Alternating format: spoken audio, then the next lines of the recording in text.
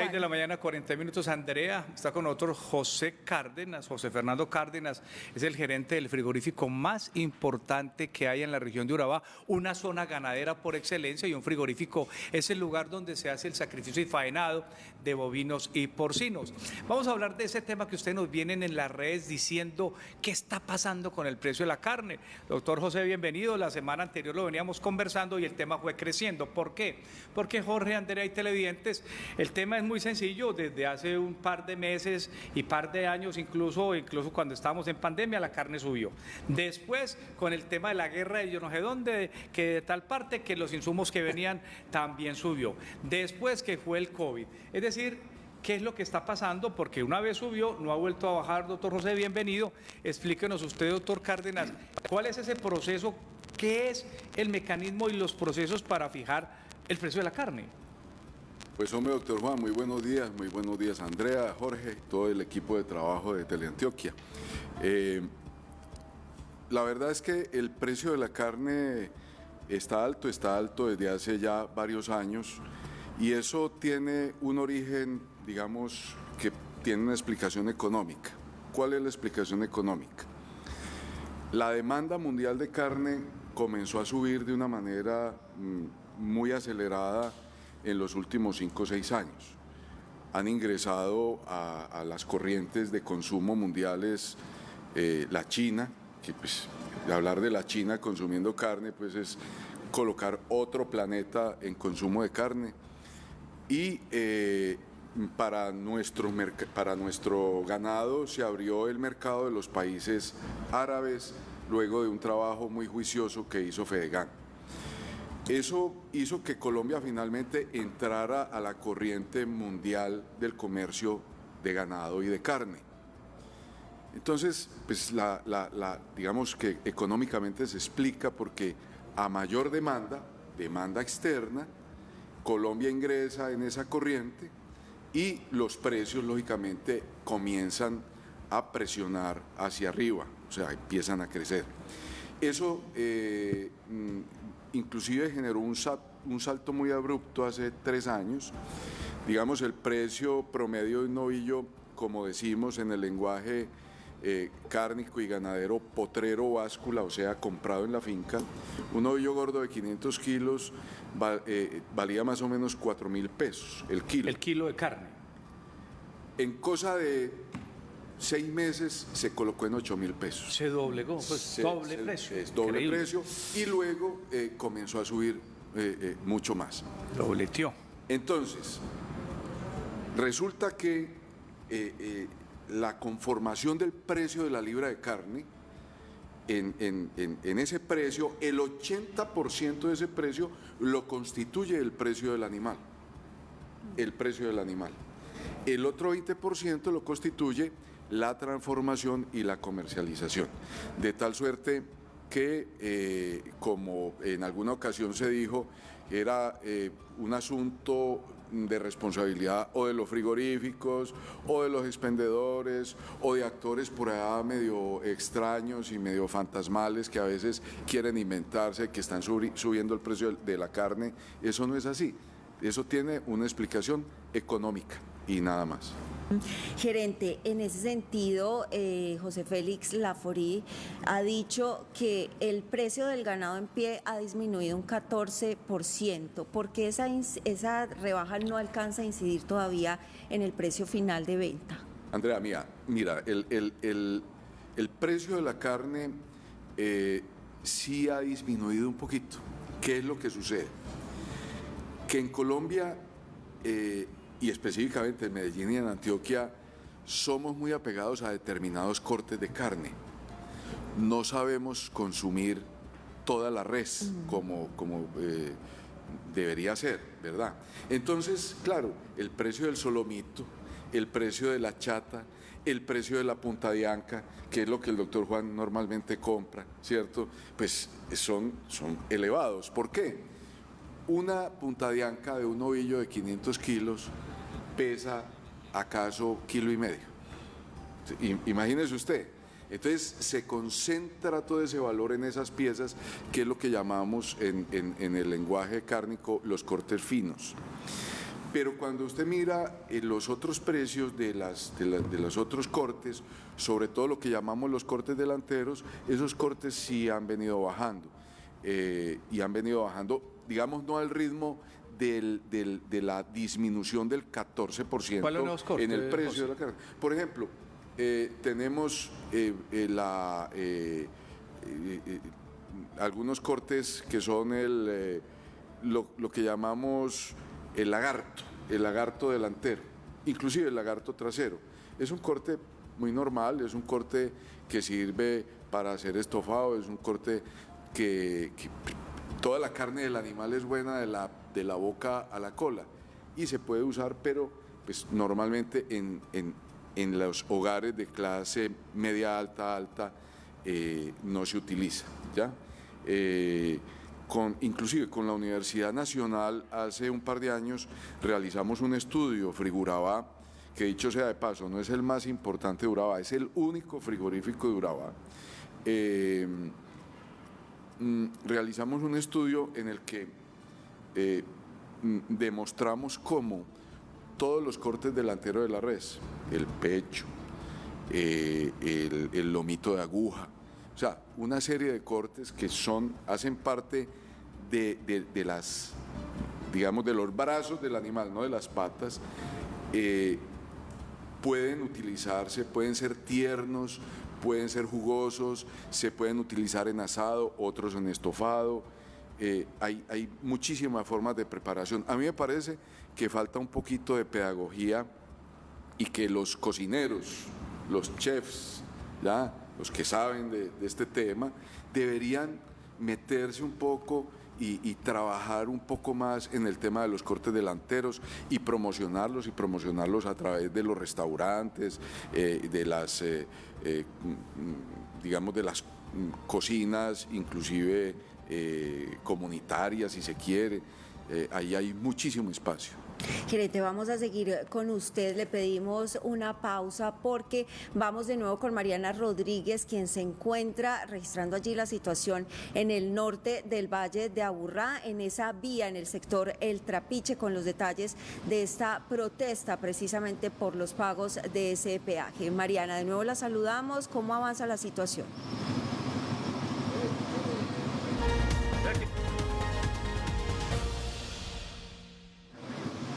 Andrea, así es, desde muy temprano llegamos al lugar para acompañar ese cierre, ese bloqueo de la vía. Esto es el sector más conocido como El Machete, justo unos metros antes de ese peaje, El Trapiche, por el que hoy se bloquea nuevamente.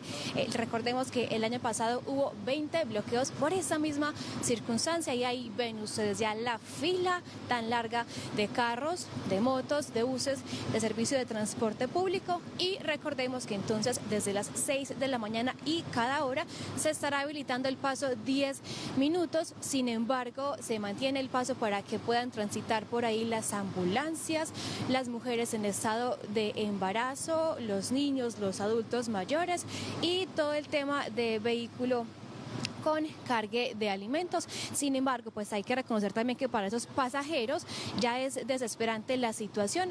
Tenemos el caso de este bus que está acá, casi que uno de los primeros. Este bus viene de Maracaibo y salió ayer a las 9 de la mañana, o sea, ya casi que está ajustando las 24 horas de viaje y pues vamos a conocer aquí cómo están esos pasajeros. Nos vamos entonces a subir a este bus.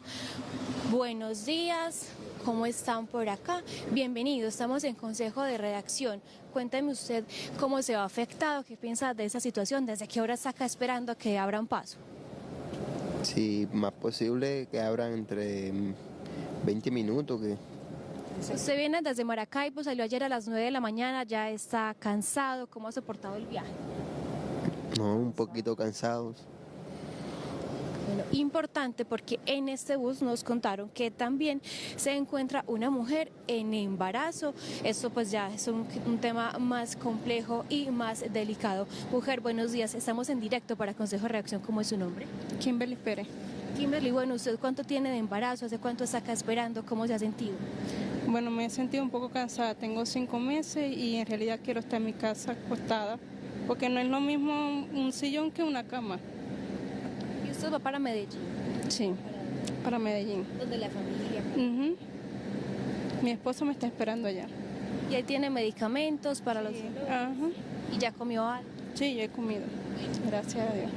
Bueno, esperemos que entonces se habilite pronto el paso para que pues esta mujer en embarazo pueda ir a su lugar final de destino, ya que casi pues ajusta las 24 horas de viaje. Seguiremos acá entonces contándoles los detalles de cómo avanza este bloqueo en la vía para exigir esos cumplimientos, que se traslade el peaje El Trapiche y que entre otras cosas pues disminuyan las tarifas de todo lo que tiene que ver con servicio público y particularmente con esta inversión en las vías para el municipio de Barbosa. Continúen con más en Consejo de Redacción. Mariana, muchísimas gracias por este reporte en vivo y en directo desde el peaje El Trapiche, donde avanzan estas protestas del Comité No Más Peajes. Están esperando que llegue la autoridad justamente para darle solución definitiva a lo que están esperando sobre esta situación. ¿Qué pide este Comité de No Más Peajes? Que saquen esas casetas de cobro del Valle de Aburrá, pues durante años se han visto perjudicados en el norte metropolitano por la presencia de estas casetas de peaje. Justamente dicen que ya pagaron lo que iban a pagar sobre la vía, que ya les corresponde el desarrollo que no les ha llegado por cuenta de esta situación durante varios años. Recomendación de las autoridades a esta hora para los que se movilizan desde el norte hacia el sur y tienen que pasar por el peaje. Es una vuelta bastante larga, pero están recomendando el tema de San Félix, dar la vuelta por allí, para que esos por conductores San Pedro, que vienen, San Pedro de los Milagros, perdón, Sí. para que den la vuelta por allí y no tengan que sufrir el rigor de lo que está pasando con estos bloqueos cada 10 minutos allí en el peaje El Trapiche. Nosotros continuamos 6:53 de la mañana con José Cárdenas, gerente del frigorífico de Urabá, con este tema del precio de la carne. No baja ese precio de la carne, gerente. Algunos aducen que, como ya lo decía Juan, hay diferentes excusas, el tema de la urea después de la guerra en Ucrania y Rusia, el tema de la pandemia, y ahora también se le asocia al fenómeno del Niño. ¿Qué hay de cierto en esta situación? Bueno, indudablemente cada año tenemos épocas de invierno y épocas de verano. En el verano viene una liquidación del stock ganadero de las fincas, entonces de pronto por eso el precio ha bajado, lo que se dice ese 14% que mencionaba Andrea hace un rato, pero se agota ese stock y las fincas se quedan sin ganado y lo que se prevé es que vuelva otra vez el precio del ganado a subir en los próximos 2 meses. Eso es cíclico, eso es cíclico. Lo que es cierto, y digamos el gran aumento del precio del ganado, es por la explicación dada anteriormente. Un tema de gran demanda internacional y de que nos metimos en esos mercados internacionales y obviamente lo estamos pagando con precios. Doctor José, hay un tema que es interesante, el gobierno habló de volver a activar ciertos mataderos para bajar el precio de la carne. Usted es abogado, usted ha estudiado muy bien el tema de legislación, ha estado en ese tránsito normativo en el cual hubo un cierre de todos, recordemos, un cierre de todos los mataderos de la época, se trabajó, hubo inversiones en el plano local, departamental y nacional en los frigoríficos, gente como usted le apostaron a esos frigoríficos de manera industrial, pero también hay que decir la verdad, hay mucha clandestinidad, es decir, uno encuentra precios de carne muy baratos porque finalmente, como dicen por ahí, pelaron la res en un monte por allá o en una manga y llegan esas carnes embolsadas, que la gente dice, la carne embolsada es la más barata. Dice, ¿cómo así que embolsada? No, es que compré en tal parte. ¿Qué pasa con esa clandestinidad? A ver, hay 2 temas ahí en lo que usted comentó. El primero tiene que ver con esas inversiones enormes, gigantescas, que tuvo que hacer sobre todo el sector privado para modernizar los frigoríficos y ponerlos a tono con la normatividad. Esos frigoríficos, digamos que vienen funcionando bien desde el punto de vista normativo y desde el punto de vista sanitario. No hay que olvidar que un frigorífico es una planta sanitaria, básicamente esa es su función, ¿ya? Ahora, el animal que se mata clandestinamente no llega, entre comillas, más barata la carne por el hecho de que haya sido sacrificado clandestinamente. No, normalmente es porque o es un animal robado, o es un animal enfermo, claro. o es un animal que se rodó en una montaña de estas. O lo mató un rayo. o lo mata Se un rayo. fractura una pata y eso. Y entonces van y lo matan, y lo arreglan clandestinamente, lo meten en costales y lo llevan sobre todas las plazas de mercado de los pueblos, de nuestros municipios, ¿ya? Y allá sin ningún pudor lo expenden. El problema está precisamente en que se hace en condiciones no sanitarias. Entonces, lo que se está poniendo es en riesgo la salud de la población.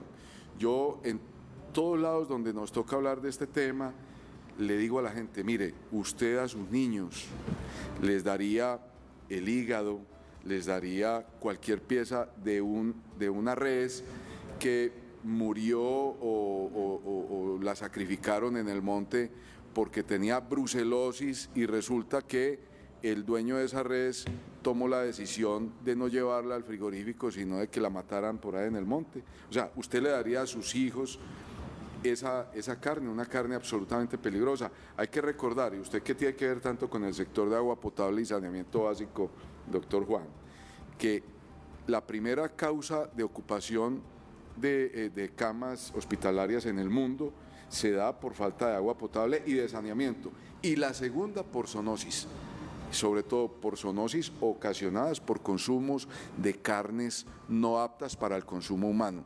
¿Dónde se determina que una carne es no apta para el consumo humano? En un frigorífico, pero no por ahí en un potrero ni en un matadero clandestino. Gerente, usted ahorita hablaba de la expansión de los mercados, de llegar, por ejemplo, a China, que usted lo decía bien, es otro mundo. ¿Cómo estamos en materia de competitividad? ¿Qué tal es el nivel de la carne colombiana? ¿Cómo lo reconocen en el mundo? Está rankeado como una de las mejores carnes a nivel internacional. ¿Por qué? Porque nuestro ganado es orgánico, ¿ya? Es un ganado que es alimentado a pasto, no es terminado con grano, ni con ningún suplemento o complemento nutricional diferente del pasto. Entonces es un ganado de muy buena calidad. Los ganaderos colombianos han hecho un trabajo hermoso, un trabajo magnífico durante los últimos 50 años, han mejorado sus actos genéticamente, agrostológicamente, o sea, en el tema de los pastos han avanzado de una manera enorme. Hoy se habla muchísimo de la explotación silvopastoril, se habla mucho de la ganadería regenerativa y se está trabajando muchísimo en eso. A mí me parece que en eso los ganaderos liderados pues obviamente por Fedegan han hecho un magnífico trabajo, y lo que vienen haciendo de colocar sus ganados en pie o la carne en los mercados internacionales es apenas el resultado lógico de un trabajo de muchos años y que el gremio ganadero lo merece. Gerente, antes de que Jorge pregunte, no quiero dejar pasar eso que usted menciona, la ganadería regenerativa, ese compromiso que cada vez se exige más, porque también desde muchos sectores se critica esa actividad de la ganadería y cómo afecta otras actividades como la agricultura. ¿Cuál es ese trabajo que se está haciendo en este sentido? Tanto en agricultura como en ganadería, desde hace muchísimos años se ha utilizado de una manera intensiva agroquímicos, sobre todo para el combate de plagas, enfermedades, malezas. Hay todo un movimiento a nivel internacional y ha calado muy bien en Colombia, porque en Colombia hay como el sustrato para eso. El ganadero colombiano es ecológico, el ganadero colombiano le gusta cuidar mucho su finca, cuida mucho sus aguas, cuida mucho la matica de monte que tiene, porque eso, él sabe perfectamente que eso le aporta agua, que le aporta frescura, sombra. Y que finalmente y que finalmente le hace que se rentabilice su negocio. Entonces, esa corriente ahora que llama regenerativa y que tiene otros nombres en otros lugares y que se viene haciendo de diversas maneras, y todo eso es válido, es muy positivo para nuestra ganadería y hace que se valorice mucho más nuestro ganado en los mercados internacionales. Gerente, finalmente, y hago un poquito de contexto, en algún momento Juan Gonzalo Botero, el presidente de la Asociación de Exportadores de Ganado en Pie, que hay que hacer claridad porque se exporta ganado en pie, anunció que el año pasado una reducción muy importante en ese ejercicio de la exportación de ganado en pie, de 90.000 cabezas de ganado. Eso de alguna manera tiene injerencia en lo que pasa en el mercado local con ese ganado, teniendo en cuenta que, por ejemplo, el campesino o el ganadero vende su ganado en pie, digamos, vende la vaca. Ya en el frigorífico es donde viene el otro proceso y ahí vienen una serie de intermediarios que hacen tal vez, según lo que dicen, que ese precio de la carne no baje, sino que se mantenga alto. A ver, lo que dice el doctor Botero con respecto a la reducción tiene que ver con los mercados internacionales. Brasil, por ejemplo, a raíz de una devaluación de su moneda, pudo colocar el año pasado muchísimo más ganado en el mercado internacional, ganado en pie, ¿cierto? Y también carne. Colombia ha tenido la moneda un poco más cara, a pesar de que hemos devaluado, pues la devaluación no ha sido tanta en el país. Entonces, allí se compite no solamente con calidad del ganado, etcétera, etcétera, sino que se compite con el tema del precio de la moneda de cada país. Eso por un lado. Y por el otro lado, pues, hombre, regresando al tema de lo que sucede, el ganadero vende en pie. Viene la transformación de ese animalito en carne. Eso se da en el frigorífico, en las salas de desposte, en las salas de acondicionamiento. ¿Ya? Repito, el 80% del precio de la carne está conformado por el kilo en pie, por el valor del animal en pie. El otro 20% lo conforma todo ese proceso. La verdad es que mientras, por ejemplo, tengamos la expectativa de que esta reducción en el precio del ganado en pie sea muy temporal, sea muy de 2-3 meses y vuelva a repuntar por lo que explicaba hace un ratico, porque se acaba el verano y vuelve otra vez la gente a retener su ganado en las fincas, ¿verdad? Y se escasea el ganado, pues va a volver a subir el precio y por supuesto ese 80% va a ser un poco más costoso. A ver, pero entonces usted me ha preocupado. Según usted, doctor, no vamos a comer carne barata de aquí en adelante. Va a seguir igual, va a seguir subiendo. Usted lo que dice es, venga, cambiemos los hábitos alimentarios. No coma puntayanca y meta hacia otra carnita distinta. Aprenda a comer otra carne distinta porque los precios van a seguir subiendo. Y hay un tema que me llama la atención y le pregunto, si es verdad que es más barata la carne, una carnicería de barrio o una carnicería de pueblo, porque mucha gente en Antioquia va a comprar la carne a los municipios, que comprarla en un almacén de superficies. O sea, la gente, hay lugares en Medellín que uno ve fila de gente para comprar carne. Sí. Entonces uno hace la fila y te dice, no, es que aquí no rinde en efectivo.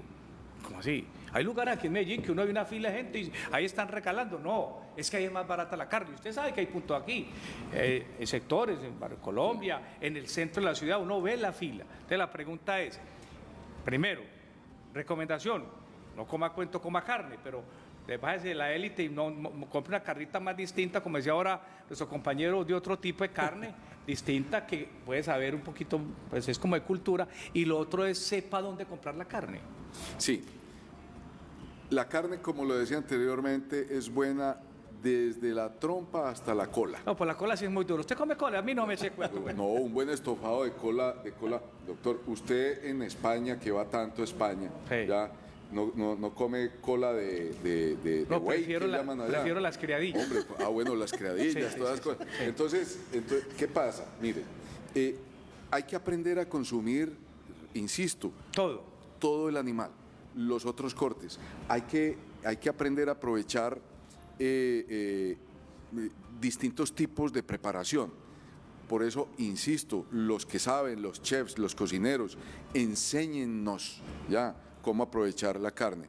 La carne, lo único que le cambia un poquito el sabor a la carne de la trompa a la cola es la cantidad de grasa que puede llegar a tener. Pero de resto es exactamente la misma carne y la misma cantidad de proteína. Bueno, y lo que le decía, aprende también a dónde comprar la carne. Pues hombre, sí, lo que sucede es que digamos, los canales de distribución han cambiado un poco y nos hemos ido mucho más a la carnicería dentro de los almacenes de cadena o de los supermercados independientes. Pero ahí no encuentra el huesito. ¿Qué problema puede encontrar un hueso en eso? Precisamente, allí es muy difícil encontrar esas piezas o esos cortes que son los cortes baratos, que son los que se encuentran en las carnicerías populares y en las carnicerías de pueblo, y por eso es que la gente dice, no, es que allá es más barato. Ese fenómeno justamente podría indicarnos que no es que exista una especulación de precios, sino que esas grandes superficies lo que hacen es vender la llamada carne fina, Exacto. mientras que en los barrios y las carnicerías de los pueblos, por ejemplo, de los municipios, usted encuentra, digamos, todo tipo de piezas o de cortes para que le ayude al bolsillo. Es muy importante eso que usted dijo, de que no hay una especulación. Es que en esto se ha querido vender la idea de que hay como una especie de complot y especulador, una mafia especuladora, y que son algunos personajes que se reúnen por ahí en la oscuridad a definir cómo subir los precios. No, esto es un tema de mercado, es un tema económico, como cuando sube la papa y baja la papa, como cuando sube la piña baja la piña, como cualquier producto alimenticio. Lo que pasa es que es un producto un poco más escaso, ¿ya? Porque producir carne es un proceso lento, es un proceso que no es, digamos, tan rápido como producir otro tipo de bienes agrícolas. O sea que el calambombo que tanto le gusta a usted, Jorge, y las trestelas que a usted le encanta tanto en el sancocho, no se consiguen sino en ciertos lugares. Usted no llega a decir, ve, calambombo, eso no hay. Trestelas, no, eso no hay. Un entrepecho, no, eso no hay. Queda uno... Si quiere de Urabá le despachamos todo el que Hombre, quiera. doctor, qué maravilla. Muchas gracias. Gerente Jorge Cárdenas, gerente del frigorífico de Urabá. Ah, es José. José. Ahí me disculpa. José Cárdenas, muchísimas gracias por haber estado Muchas con gracias. nosotros en el Consejo de Redacción. Obviamente vamos a estar muy atentos. La carne es un producto muy importante dentro de la canasta familiar, y todo lo que suceda con su precio nos afecta. Muchísimas gracias. Muchísimas gerente. gracias a ustedes. Un buen día. Vamos a hacer un corte, son las 7 de la mañana, 8 minutos. En nuestra segunda hora vendrá, como les anunciábamos, el rector de la Universidad de Antioquia, John Jairo Arboleda, para despejar un poco todo lo que se ha suscitado frente a esa matrícula de muchos estudiantes durante un número de semestres bastante alto. Jorge, ¿cómo se ha sentido? Bien, bien. Contento. Un espacio muy, muy rico, muy bien atendido por la producción, por Juan, que nos trajo un café delicioso. Además, Juan también trajo otra Y cosa. eso que no ha probado los No. buñuelos, Jorge, que los tenemos para este corte. Vaya y va, en el corte vamos a aprovechar a echarle diente al buñuelo que está por aquí escondido. Buñuelo y pan de queso. Muchas Es que hay gracias. de todo. 7 de la mañana, 9 minutos. Sigan ahí que ya volvemos.